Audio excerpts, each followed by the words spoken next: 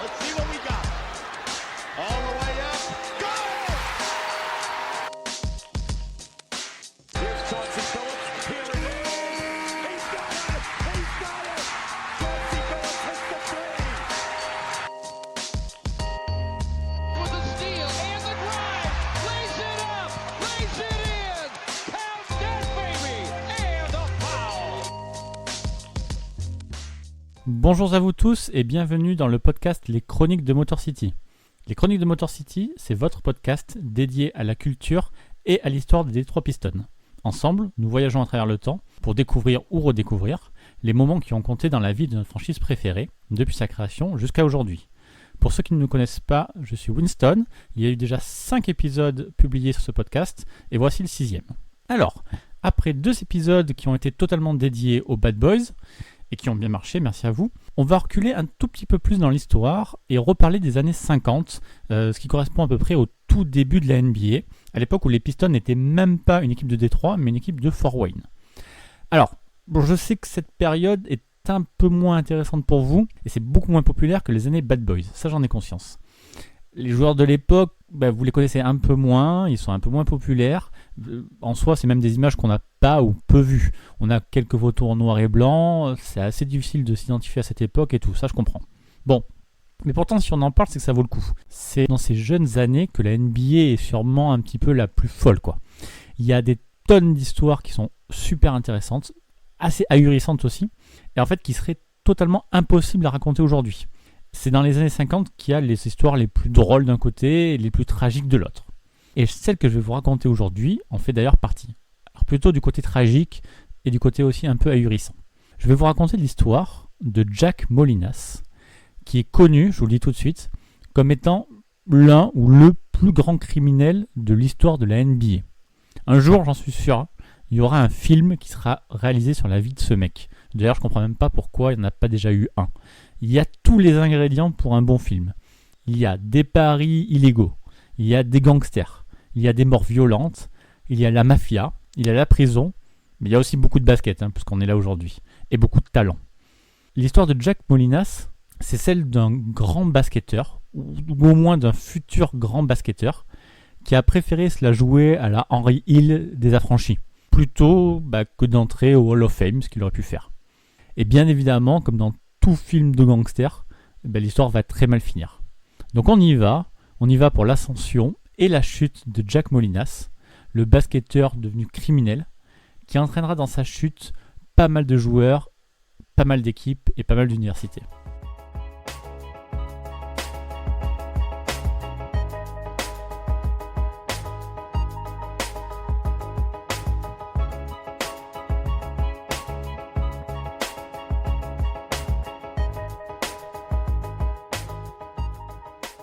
Si je faisais dans l'intro un parallèle avec l'histoire d'Henry Hill qui racontait donc dans le film Les Affranchis de Martin Scorsese, c'est que Jack Molinas a un parcours un tout petit peu similaire.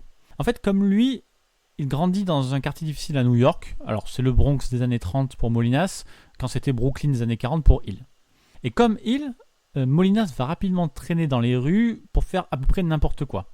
Et les deux vont se rapprocher du crime très très vite et très très jeune, environ à peu près au même âge, à peu près aux alentours de 12 ans. Mon parallèle s'arrête là, puisque leur chemin n'est plus après exactement le même. À cet âge-là, déjà, Henry Hill, donc le héros des affranchis, se tourne directement vers la mafia, quand Jack Molinas va découvrir le basket. Molinas grandit dans une famille riche, plutôt riche, et n'a pas du tout de problème à l'école, les rares fois où il y va, c'est bien ça le problème. Et d'ailleurs, au lycée, on lui trouve même un QI de 175, ce qui fait de lui un petit surdoué en fait. Bref, à 12 ans, donc on est en 1944, Jack Molinas découvre le basket. Et en fait, c'est un vrai sacré bon joueur. Il a des capacités physiques qui sont largement au-dessus de la moyenne et il comprend instinctivement comment le jeu fonctionne. Pour lui, tout est simple et il domine vraiment, mais vraiment largement, les matchs de jeunes dans lesquels il participe. Et alors du coup, on ne sait pas trop si c'est sa propre supériorité qui commence à l'ennuyer, mais Molinas, il a 12 ans, il a besoin de plus que ça. Ça fait à peine quelques mois qu'il joue au basket et qu'il va mettre la main dans un autre engrenage que sont les paris sportifs. Et celui qui est donc du coup qu'un adolescent, il va se mettre à parier sur son équipe comme pour se donner un petit enjeu supplémentaire, pour se donner un challenge, quoi. Ça, c'est un sentiment de contrôle qui lui plaît bien. Et donc cette force-là, cette idée de parier, Molinas, il va du coup en profiter au point de se mettre à parier contre sa propre équipe. Vu que c'est la star, il n'a qu'à très mal jouer pour être sûr de perdre, et ce qui renforce son sentiment un petit peu d'impunité. Tout ça à 12, 13, 14 ans, quoi. Pendant plus de 6 ans, Jack Molinas va s'amuser à faire son petit caïd sur les terrains de basket.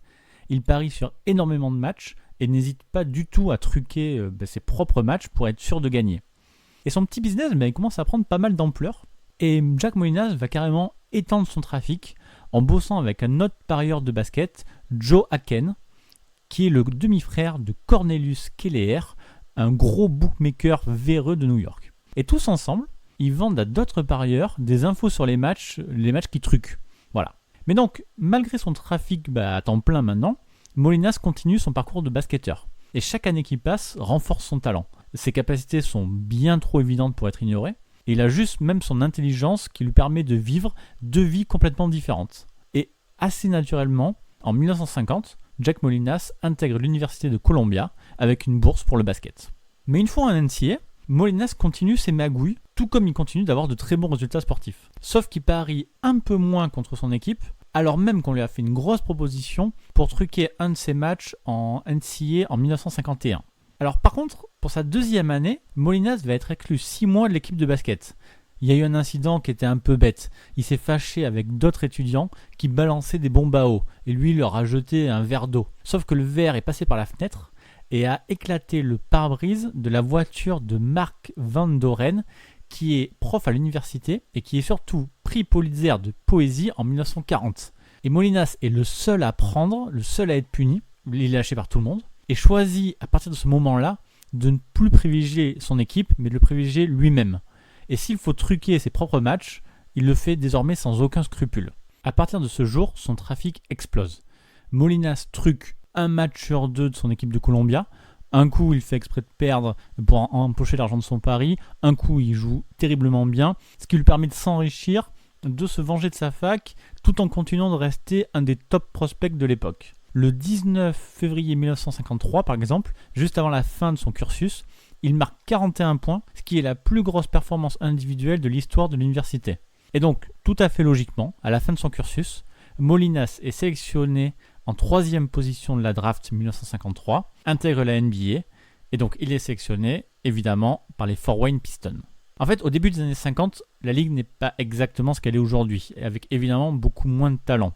Donc quand un joueur comme Molinas débarque, même avec des zones d'ombre, il peut immédiatement se montrer. Donc dès ses premiers mois dans la NBA, Jack Molinas confirme tout le bien qu'on attendait de lui. Son intelligence de jeu et son tir de loin font qu'il est rapidement plus qu'un des meilleurs rookies, il est même carrément l'un des meilleurs joueurs de la NBA. Et cette saison 53-54, Molinas va tourner à 11,6 points, 7,1 rebonds et 1,6 passes décisives en presque 30 minutes de jeu. Il est même le 2e meilleur marqueur des Pistons derrière Larry Foust et est finalement élu pour participer au All-Star Game du 21 janvier 1954. Mais malheureusement pour lui, ses magouilles le rattraperont avant. Les gens me regardaient plus de la même façon. Ils savaient que j'étais pas tout seul. J'avais plus à faire la queue à la boulangerie le dimanche matin pour avoir du pain frais. Le patron savait avec qui j'étais et il faisait le tour du comptoir pour me servir. Peu importe le monde qui attendait, on s'occupait de moi d'abord. Les voisins se garaient plus dans notre allée et pourtant on n'avait pas de voiture.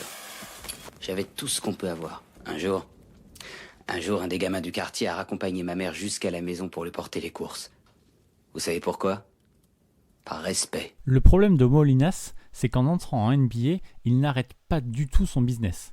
Au contraire, lui qui voulait quand il était gamin défier toutes les règles et être meilleur que les autres, en fait il s'amuse totalement d'être un des basketteurs les plus en vue du monde tout en continuant d'être un gros parieur. Sauf que le problème, c'est que Molinas commence à flamber un peu trop.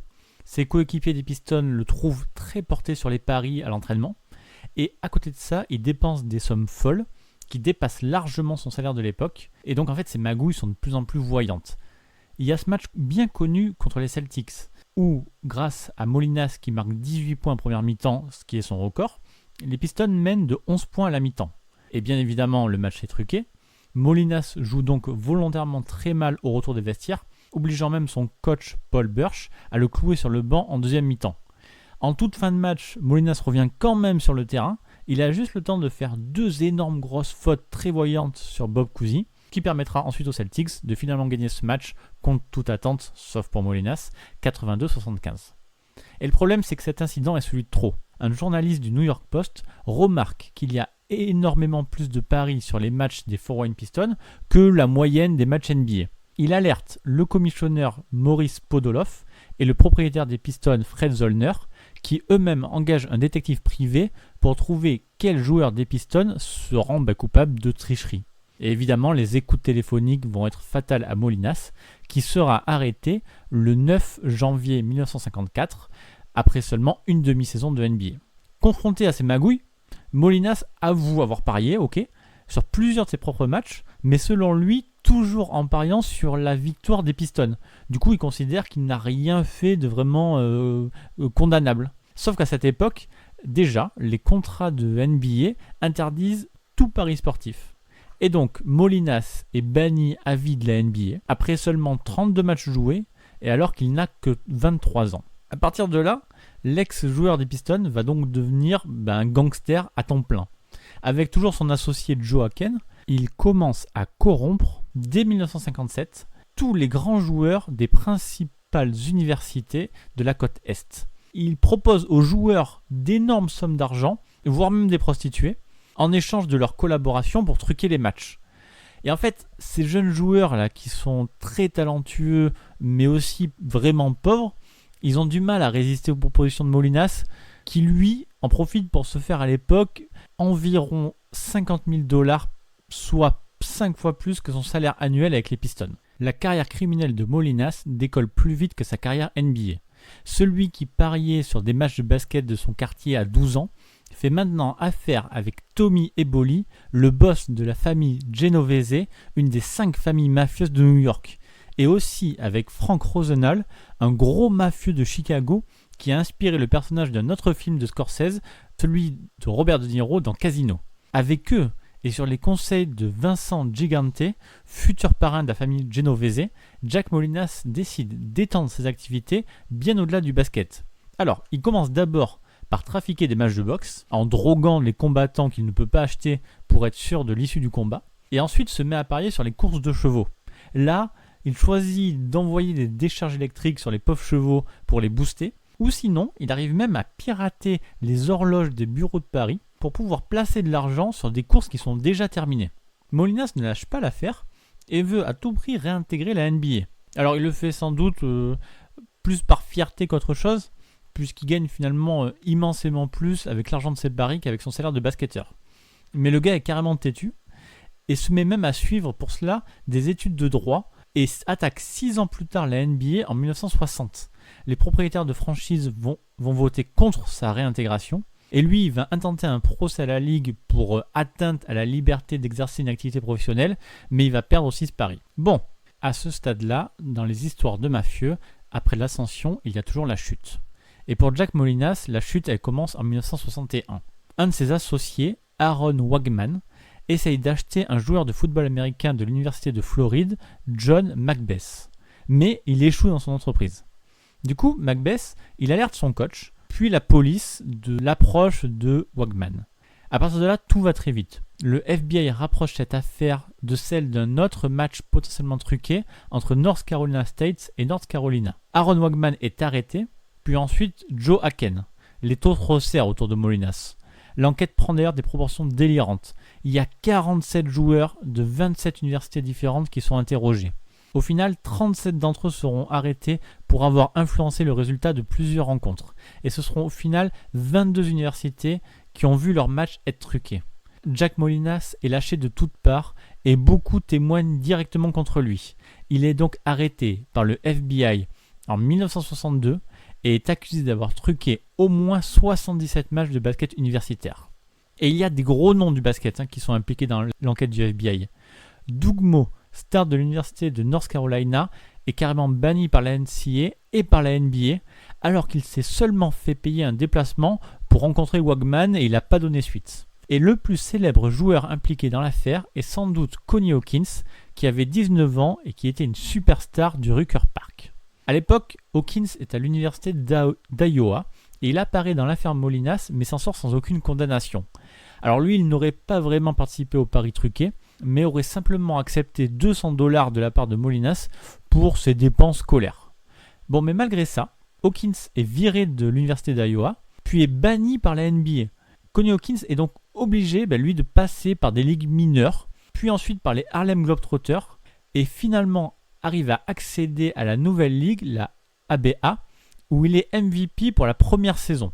Suite à ça, Hawkins sera enfin accepté en NBA. À partir de 1969, il sera d'ailleurs 4 fois All-Star d'affilée, mais il fêtait déjà ses 27 ans et a eu toute sa jeunesse un peu gâchée par cette histoire. On t'a jamais dit d'aller te faire foutre, Tommy.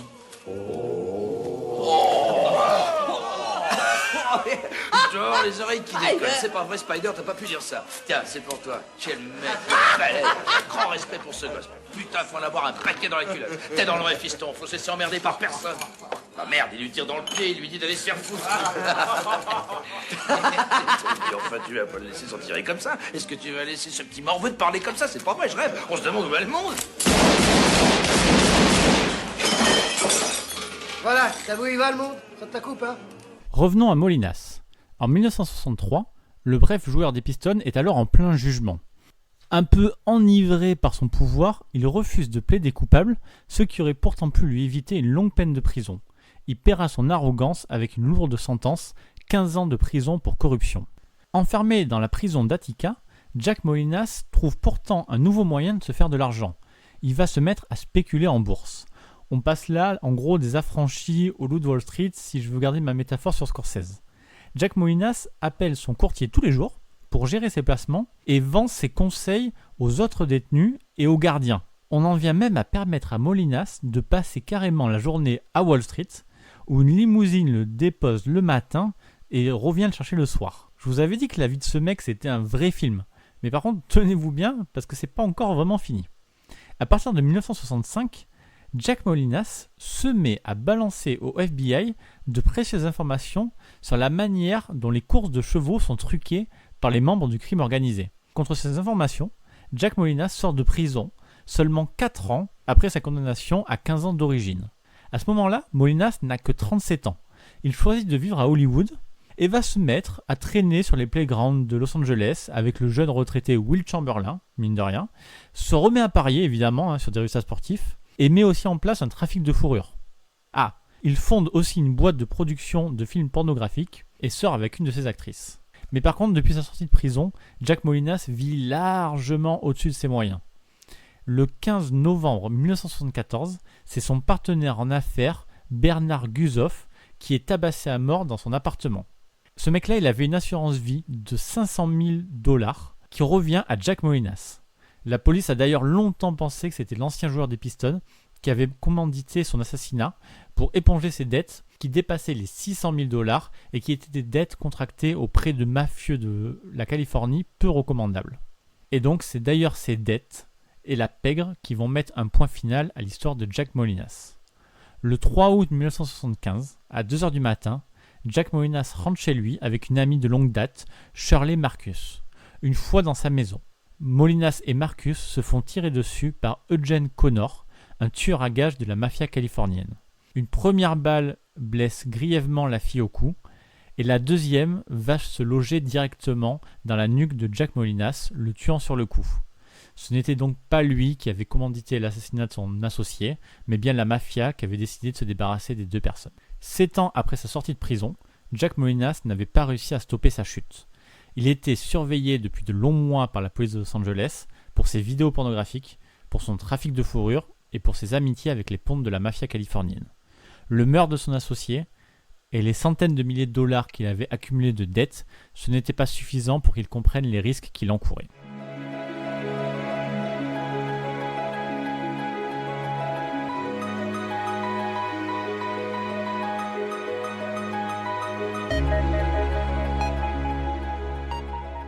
Jack Molinas est mort à 43 ans et je crois que maintenant vous serez d'accord avec moi pour dire que sa vie devrait vraiment être un film. Au tout début de cette NBA qui venait tout juste de commencer, Il aurait pu devenir un des meilleurs joueurs de ce sport grâce à son talent et à son intelligence hors du commun à cette époque. À la place, il choisira les paris sportifs, la corruption et la mafia. Ça fera une bonne histoire, mais une histoire tragique. Donc voilà, cette chronique touche maintenant à sa fin. J'espère que ce podcast un peu différent des autres, déjà publiés, vous a plu. C'est aussi pour moi l'occasion de vous raconter des histoires un peu folles qui ont pu faire partie à un moment ou à un autre de l'histoire de la franchise des Pistons, même si ça concerne moins le basket que d'habitude. En tout cas, merci d'avoir écouté jusqu'à la fin.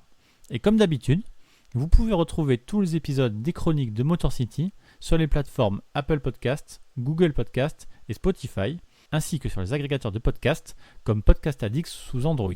Une nouvelle fois, merci de parler de ce podcast autour de vous et merci pour vos notes Apple Podcasts. En attendant le prochain numéro, je vous invite à me retrouver sur Twitter @pistonfr et sur le site pistonfr.com. Merci encore pour votre soutien et à très bientôt pour une prochaine chronique.